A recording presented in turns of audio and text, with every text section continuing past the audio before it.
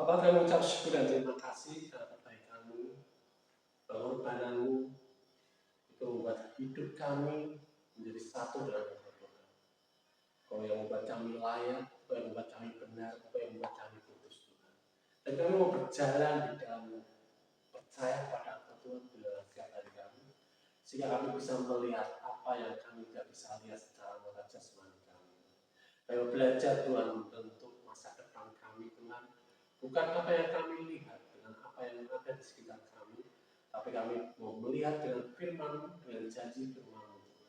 Sehingga hari ini kami menguatkan lagi Tuhan dengan firman yang akan meneguhkan kami, memerdekakan kami. Terima kasih Roh Kudus supaya memimpin kami, Roh Kudus supaya memurnikan hati pikiran kami, memperbarui pola pikir kami, sehingga kami ada di dalam hati-Mu, kami ada di dalam perjalanan bersama dengan Engkau. Terima kasih Bapak, mengucap syukur di dalam nama Tuhan Yesus. Haleluya, amin. Shalom. Hari ini kita mau berbicara tentang one word instant miracle. Satu kata, tetapi untuk membuat mujizat itu nyata, mujizat itu terjadi. Hari ini kita belajar satu kebenaran yang bisa mengubah cara kita melihat Tuhan, melihat diri kita, dan melihat masa depan kita. Satu kata dari Tuhan itu cukup untuk menghasilkan suatu perubahan yang nyata. Amin. Jadi firman Tuhan itu tidak punya batas sebenarnya. Ya, mari kita masuk ke dalam suatu kisah di Injil Yohanes 4 ya, ayat 45 ayat 46 sampai 54 ya. Di situ menceritakan ada seorang pengawal istana dan anak laki-lakinya sakit dan hampir mati. Dari Kapernaum dia berjalan ke Kana sekitar 25 km. Itu bukan jalan dekat, itu perjalanan penuh tekanan, ketakutan, dan harapan terakhir. Dia datang dan memohon Yesus turun dan menyembuhkan anaknya. Yesus tidak ikut, Yesus tidak menyentuh, Yesus tidak kirim perwakilan. Yesus hanya berkata, pergilah, anakmu hidup. Pergilah, anakmu hidup. Dan ayat 50 berkata, orang itu percaya akan perkataan yang Yesus sampaikan kepadanya, lalu ia pergi. Perhatikan ini. Mujizat terjadi bukan saat Yesus tiba di rumahnya. Mujizat terjadi saat firman diucapkan. Amin. Amin. Amin. Amin. Yang berubah bukan jalannya, yang berubah adalah respon hatinya. Ya. Kita hidup di dunia yang dibentuk oleh batasan-batasan. Harus lihat dulu, baru percaya. Kan? Nah, harus ada bukti dulu, baru yakin. Harus ada progres dulu, peningkatan dulu kita bisa lihat, oh iya, baru hatinya tenang. Tapi kerajaan Allah tidak bekerja seperti algoritma media sosial dan lain sebagainya yang ada di dunia ini. Firman Tuhan tidak tunduk pada ruang dan waktu. Dia menciptakan alam semesta dengan firman-Nya. Ciptaan ini langsung merespon apa yang dia katakan. Ya. Jadi masalahnya sering bukan di kuasa Tuhan, masalahnya ada di pola pikir kita. Ibrani 4 ayat 2 berkata, firman tidak bermanfaat jika tidak disertai dengan iman. Artinya seperti ini. Firman selalu penuh kuasa. Amin. Tapi iman adalah respon yang aktif, yang mengaktifkan pengalaman kita akan kuasa itu. Jadi karena kita merespon firman yang daripada Tuhan, sehingga apa? Sehingga kita punya pengalaman akan kuasa yang daripada firman itu.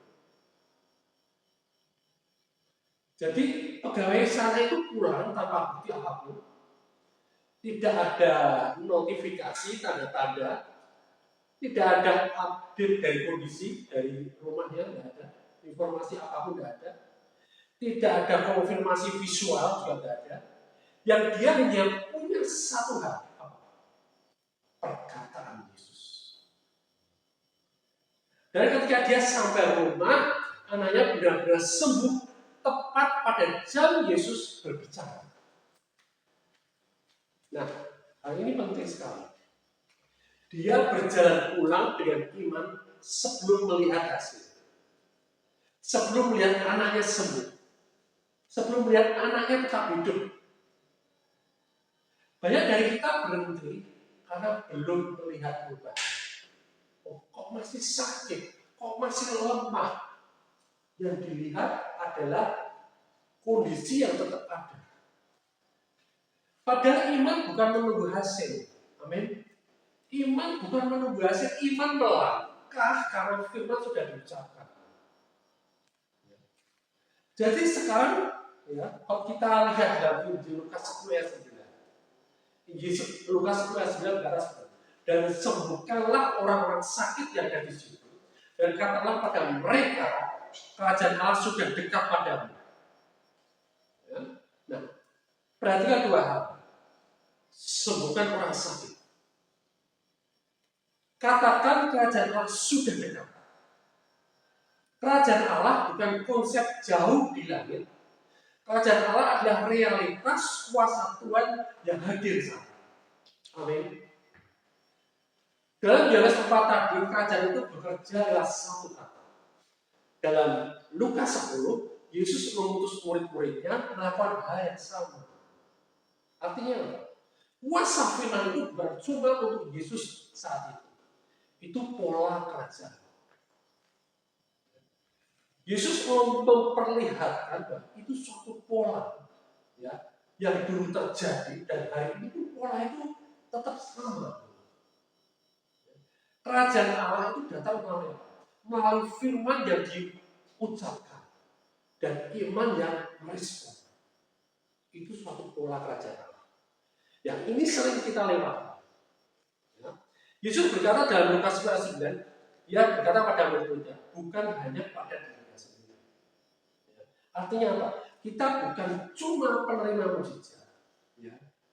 Kita tidak cuma menerima mujizat, tapi kita ini membawa realitas kerajaan surga. Kita ini membawa suatu pola kerajaan surga. Saat kita berbicara firman dengan iman, kita sedang mendeklarasikan suatu realitas kerajaan surga. Amin. Ya, kita sedang menyatakan kebenaran yang lebih tinggi daripada fakta yang kita bisa lihat. Bukan karena kita hebat, tetapi karena firman-Nya itu berkuasa. Firman-Nya itu punya kekuatan. Firman-Nya itu pasti terjadi. Amin. Amin. Ya. Hari ini kita punya mindset yang baru. Ya. Seringkali kita berdoa dengan mentalitas seperti ini. Takut. Tuhan, kalau Engkau mau, Tuhan. Tuhan, mungkin kalau Engkau mau, Tuhan. Tuhan siapa tahu nih. Atau Tuhan akhirnya kalau Engkau tidak bertindak nanti seperti ini. Tapi Yesus berbicara dengan kepastian. Ya. Dan dia mengutus murid-muridnya untuk melakukan hal yang sama seperti yang dia lakukan. Kerajaan Allah sudah dekat. Bukan akan dekat, bukan mungkin dekat. Kerajaan Allah sudah dekat. Amin. Ya. Amin. Ini bahasa otoritas, bukan bahasa mungkin, bukan bahasa barangkali, tapi ini bahasa otoritas. Sebagai anak-anak Tuhan, kita dipanggil untuk percaya pada firman, berjalan sesuai dengan, berbicara sesuai dengan firman. Amin. Jadi sebagai anak Tuhan yang kita lakukan, apapun situasi kondisi kita hari ini, percaya pada firman, berjalan seperti apa yang firman katakan, dan berbicara sesuai dengan firman. Mungkin hari ini ada jarak dalam hidup kita, jarak antara doa dan jabatan, jarak antara panggilan dan posisimu sekarang. Mungkin aku dipanggil sebagai seseorang yang dipanggil mengejar pekerjaan Tuhan. Tapi posisiku sekarang ini, aku bukan siapa-siapa, aku tidak sekolah, aku belum membekali apapun, aku bukan anak siapa yang penting, tetapi ada panggilan Tuhan yang hidup lakukan. Jarak antara kondisi tubuh dan janji kesembuhan. Kondisi tubuhku masih sakit, masih lemah, tapi ada janji kesembuhan. Bahwa engkau sudah disembuhkan dan engkau sudah menerima kesembuhan. Pegawai sana itu juga punya jarak 25 km. Dan dia tidak bisa video call, dia tidak bisa menanyakan kondisi anaknya. Tapi jarak itu tidak menghentikan firman yang dia dapatkan. Tidak menghentikan ucapan Yesus saat itu. Yang penting bukan seberapa jauh masa lalu. Yang penting adalah seberapa kamu percaya pada firman. Kadang kita merasa butuh banyak hal. Kita butuh motivasi yang panjang. Kita butuh konfirmasi yang berulang-ulang. Gimana keadaannya? Gimana keadaannya? Bagaimana saat ini? Perkembangannya apa? Kita mungkin membutuhkan tanda-tanda yang spektakuler. Ya. Oh, dia dulu, dia hamba Tuhan seperti apa? Tanda-tandanya seperti apa? Dia sudah lakukan apa? Banyak orang ini berbondong-bondong, ya, kalau ada hamba Tuhan yang punya urapan tertentu. Tapi Tuhan berkata, percaya pada firman Tuhan hari ini. Dalam Yohanes 4, satu kalimat cukup. Amin. Karena firman Tuhan tidak pernah lemah. Firman Tuhan tidak pernah melemah, tidak pernah kehilangan kuasanya. Firman Tuhan tidak pernah kehilangan otoritasnya. Yang menentukan adalah apakah kita mencampurnya dengan iman. Apakah kita merespon firman itu dengan iman kita. Hari ini mungkin Tuhan hanya perlu satu kata dari itu. Hidup. Pulih. Bangkit. Berani. Percaya. Sembuh. Dan saat firman itu kamu pegang, jangan tunggu bukti dulu. Berjalan seperti pegawai sana. Bagaimana kita merespon? Mulai perbarui pola pikir kita. Berhenti berpikir Tuhan dibatasi oleh situasi. Berhenti berpikir, oh ini keadaan seperti ini, nggak mungkin seperti ini, oh ini ada batasan, oh ini aku belum melakukan ini, aku harus doa dan puasa. Jangan anggap biasa apa yang Tuhan katakan. Hargai firman Tuhan. Campurkan dengan iman. Responi dengan percaya. Percaya sebelum Tuhan melihat hasilnya. Deklarasikan kerajaan. Seperti Lukas 19. Sadari bahwa kerajaan Allah dekat, real, dan aktif. Punya kuasa, punya otoritas. Dan ketika kamu meresponnya dengan percaya. Firman itu terjadi. Amin. Dengarkan baik-baik. Firman Tuhan tidak pernah kehilangan kuasanya. Firman Tuhan tidak pernah kehilangan otoritasnya. Kerajaan Allah tidak pernah melemah. Yesus tidak pernah berubah. Satu kata dari kamu cukup. Jika hari ini kamu datang dengan ekspektasi, firman itu bisa jadi turning point dalam hidup. Bisa menjadi poin dalam hidup.